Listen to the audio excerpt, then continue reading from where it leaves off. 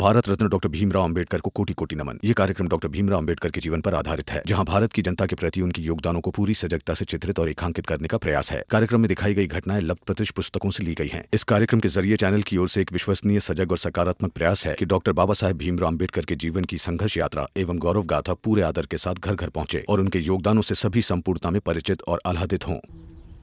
आई जाती हूँ मैं। हाँ करुणा दीदी। अब और आज हम साथ में लौटते समय साथ में पानी पूरी भी खाएंगे। साथ लौटेंगे तब जब साथ जाएंगे। क्यों? हम साथ में क्यों नहीं जाएंगे?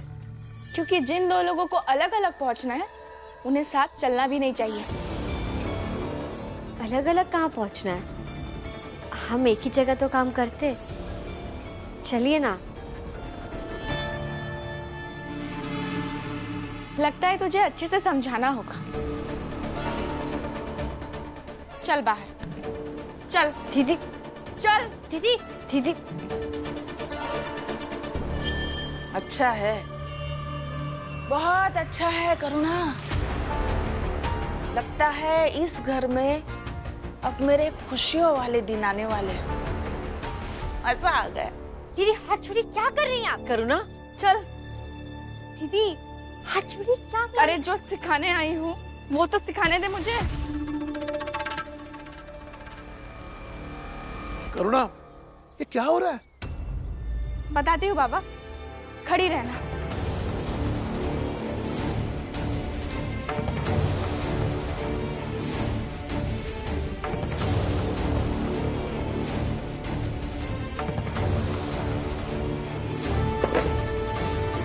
बैठ इस पर।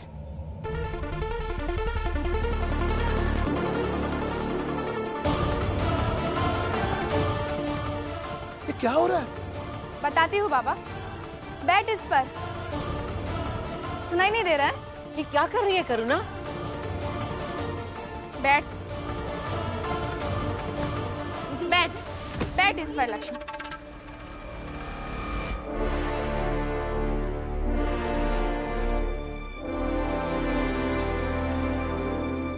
दीदी ये क्या कर रही है आप दोनों? हे रमा, इस घर में बस तू ही समझदार नहीं है।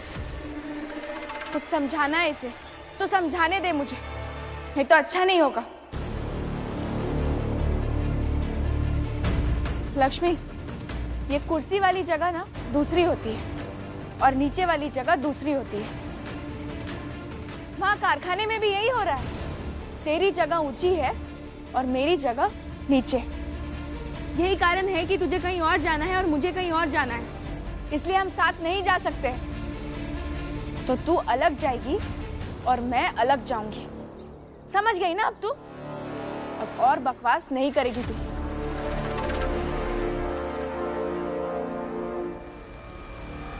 वाह क्या तमाशा है, मजा आ गया। एक तरफ वहाँ भीम को ओकरे मालिक बेवकूफ बना के बेइज्जत करके रास्ते में खड़ा करके छोड़ दिए हैं क्या? और यहाँ भीम के समर्थन में मरी जा रही लक्ष्मी का विरोध और ओकर बेइज्जती करुणा कर रही है। बस भीम और ओकरे समर्थकों का ऐसे ही बेइज्जती होत रहे तो और का चाहिए। बहुत अच्छा है, करो करो और बेइज्जती करो।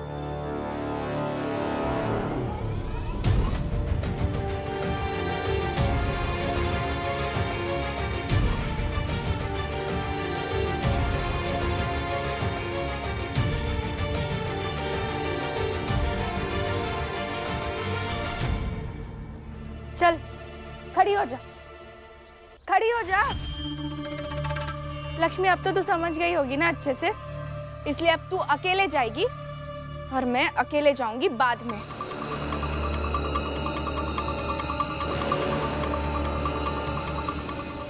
ऐसे कैसे?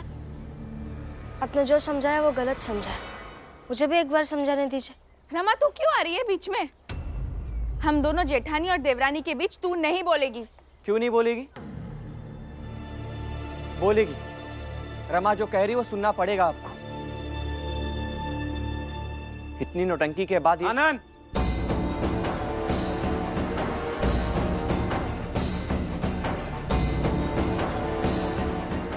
घर की औरतों के बीच में बोलने की तुझे जरूरत है? और क्या नौटंकी की इसने? घर की बड़ी बहू है तो इसे बोलने का हक नहीं है? हक है बाला भैया, है हक, लेकिन ऐसे बेइज्जती कर कर नहीं। मैं करुणा को अच्छे से जानता हूं, उसने पहले ठीक से ही समझाया होगा। जब बात समझी नहीं होगी ना, तभी उसने तरीका बदला होगा।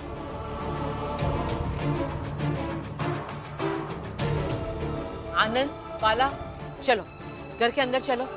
सब अंदर जाओ, सबके सब अंदर जाओ।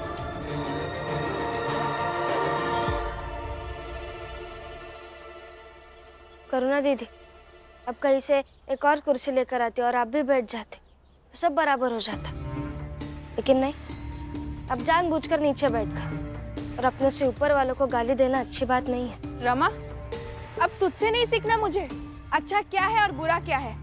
करुणा, बहुत ज्यादा हो रहा है तेरा। बड़ी है, बड़ी बनकर रह। अरे ये घर में जो छोटे हैं वो कहाँ छोटे बन के राहत है। जोकू भाऊ, चुप रहिएगा तो ज्यादा अच्छा होगा। चुप रहने से अगर सच्चाई छुप जाती है तो चुप रहते हैं, क्यों? और नहीं तो क्या। मगर सच्चाई तो यही है ना कि बेचारी करुणा का दम घुटने लगा होगा इस घर में। भाई हमारा तो इस चाल में रहकर दम घुटता है, पता नहीं सबका क्या हाल होता होगा। अरे तो इतना दम घुट रहा है तो कहीं चले जाओ ना, चाल छोड़ के बाहर, जहां तुम्हारे लायक हवा और माहौल हो। क्यों रुके हो यहाँ पे? अपना घर द्वार छोड़कर कोई कहाँ जाएगा रहने, और क्यों जाएगा? अरे इंसान अपने घर में ही सुकून ढूंढता है ना। लेकिन ये बात इन सबको समझ में नहीं आ रही है। और जहाँ भीम रमा रहते वहां तो यही होगा, दम ही घुटेगा। करुणा भाभी, देखिए आपको जो बोलना है वो बोलिए, लेकिन कम से कम ऐसे सबके सामने घर की बेइज्जती मत कीजिए। घर का मसला है तो घर तक ही रहने दीजिए। मैं कहूंगी, क्योंकि घर में सब मिलकर जब एक हो जाए ना तो बाहर वाले ही काम आएंगे। बाला भैया, अपनी बीबी को समझाइए। क्यों? अब मैं क्यों समझाऊं? मैंने कहा था ना तुमसे, घर की औरतों के बीच में बात मत करो। और क्या समझाऊं इसे मैं? और हर बार करुणा को ही समझाने के लिए क्यों कहा जा रहा है? क्योंकि हर बार बेवकूफी यही करती है। आनंद,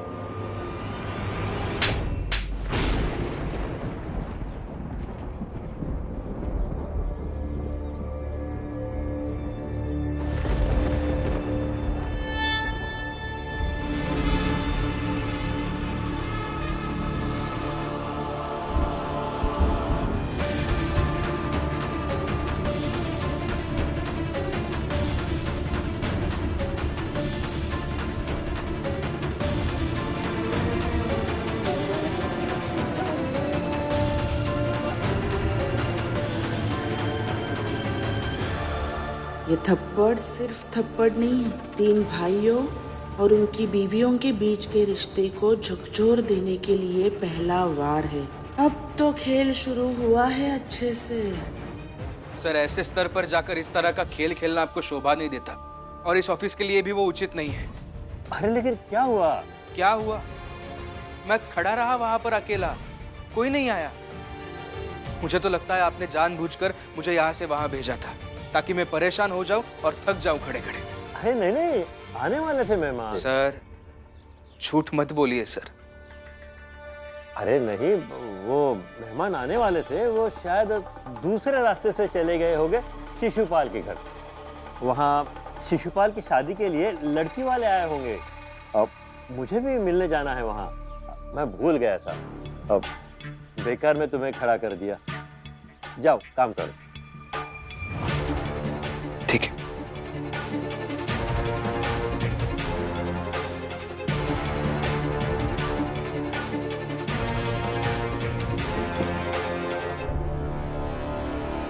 मैंने जाते वक्त एक किताब रखी थी यहाँ पर, आपने देखी क्या?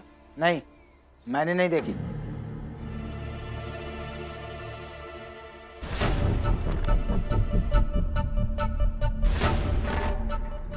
सर, मेरी किताब थी यहाँ पर, मिल नहीं रही है। आपने देखी क्या मेरी किताब? पता नहीं कहाँ देखा है। अच्छा तुम काम करो, मैं शिशुपाल के यहाँ होकर आता हूँ, और जब तक मैं नहीं आता हूँ तुम ऑफिस छोड़ के नहीं जाना, ठीक है?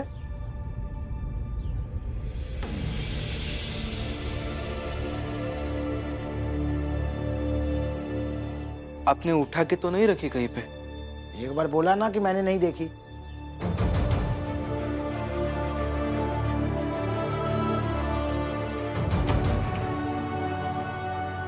भीम, मैं तुम्हें परेशान नहीं करूंगा, मगर तुम्हारी मदद भी नहीं कर पाऊंगा। पढ़ने थोड़ी दूंगा। अगर रिश्ता तय हुआ है तो लड़की वालों को किताब उपहार में दे दूंगा। मेघनाथ जी, मैं बहुत खुश हुआ यह सब देखकर। बस आपके यहाँ का इंतजार है।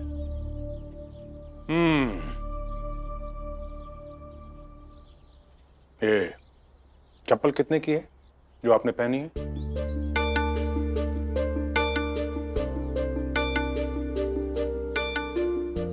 मेघनाथ जी, ये चप्पल 1 रुपए की है। 1 रुपए की?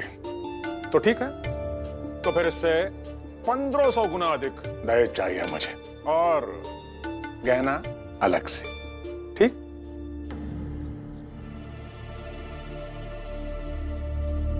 पर 1500 तो बहुत अधिक है। तो फिर दामाद ढूंढना बंद कर दीजिए।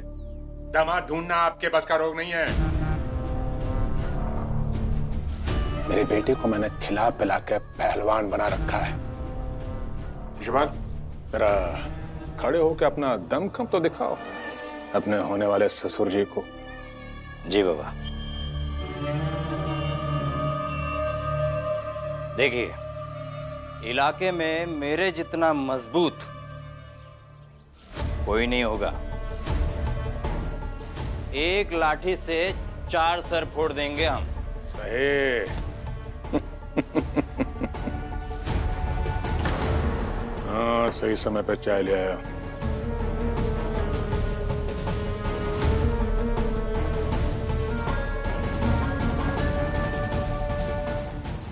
रुकिए, पहले लेन देन की बात तो तय कर लीजिए ना, फिर चाय पीजिएगा। अगर शादी नहीं हुई तो क्यों चाय पीना? हाँ?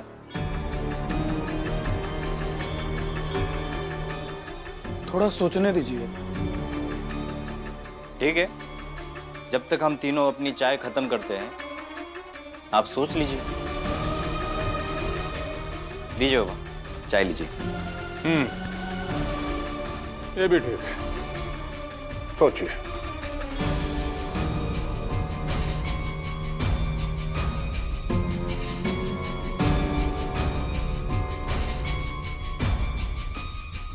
हमारी बेटी पुणे के सावित्रीबाई फुले कन्या विद्यालय से पढ़ी लिखी है। तो उससे क्या हुआ?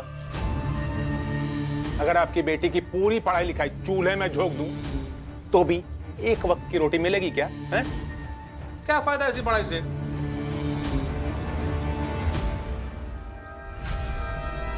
तो कैसी लगी नई जीजाबाई?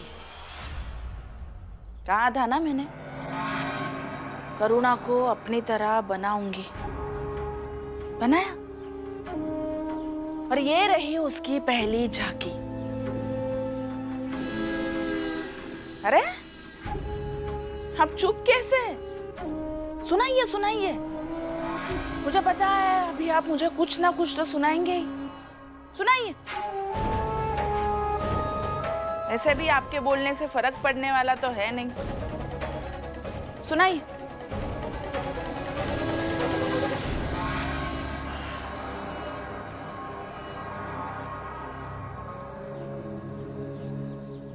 सुना नहीं रहा हूं,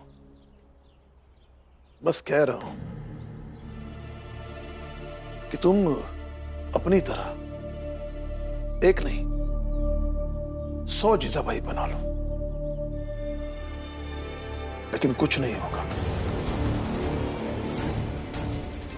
तुम्हें क्या लगता है कि तुम तुम्हारी तरह 2-4 जीजाबाई बनाओगी तो भीम और रमा के जीवन में बहुत सारी मुश्किलें पैदा होगी?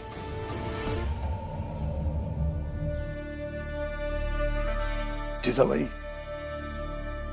उन दोनों के जीवन में घर के बाहर कदम कदम पर तुम्हारी जैसी कई जीजाबाई हैं।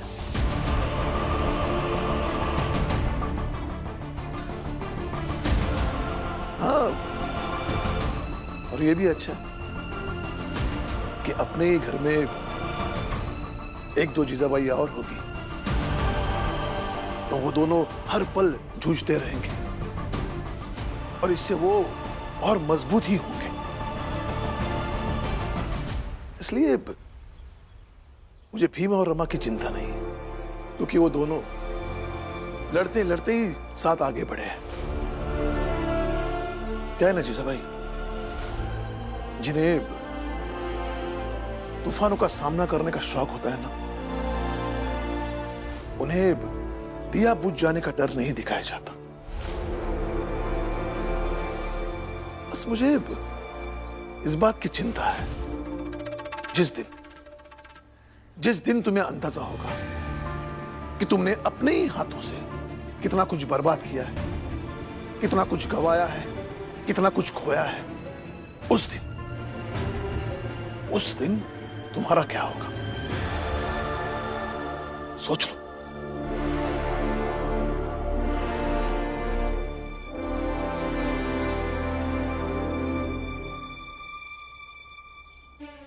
और हाँ जीजाबाई,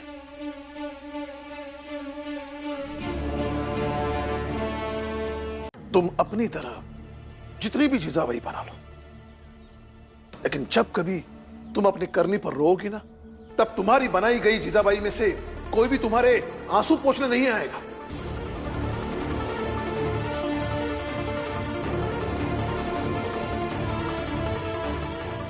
हाँ, शायद मैं आ जाऊं, क्योंकि मैं तुम्हारा पति हूं।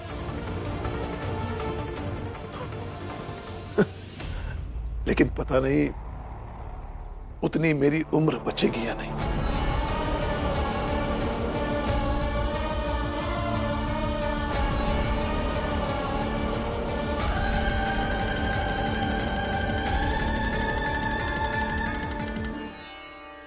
तो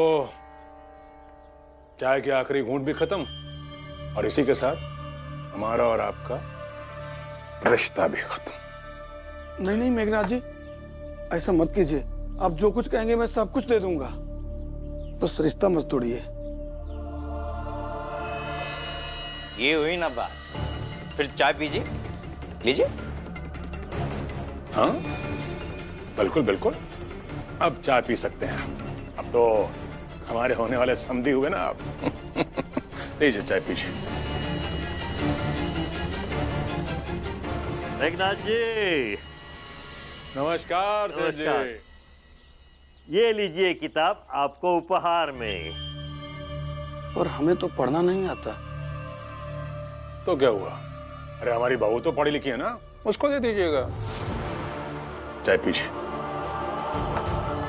जी। अब आप आराम से चाय पीजिए, पीजिए। जी।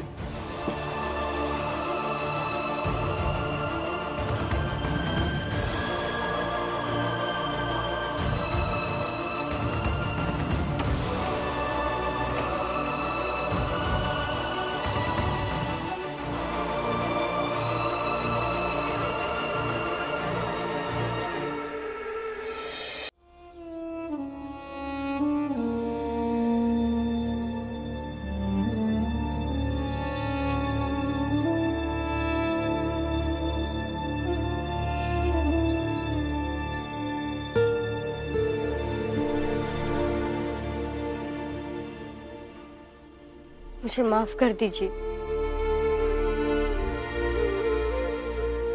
मुझे उलझना नहीं चाहिए था। मैं अगर चुपचाप काम पर चली जाती तो शायद ये सब नहीं होता। नहीं नहीं लक्ष्मी, इसमें तुम्हारी कोई गलती नहीं है। गलती तो शायद हमारे और बाला भैया के रिश्ते की है। हम दोनों आज तक सही सही समझ नहीं पाए इस रिश्ते को कैसे देखते हैं, कैसे समझते हैं। नहीं,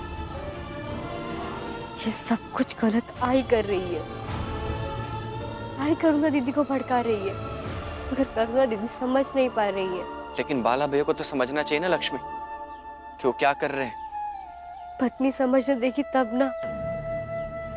और अभी नाराज होने से ज्यादा जरूरी है करुणा दीदी के गलत इरादे से होने वाले घटना को रोकना। और अगर करुणा दीदी और आई एक हो गए तो हम सब भी एक हो जाए।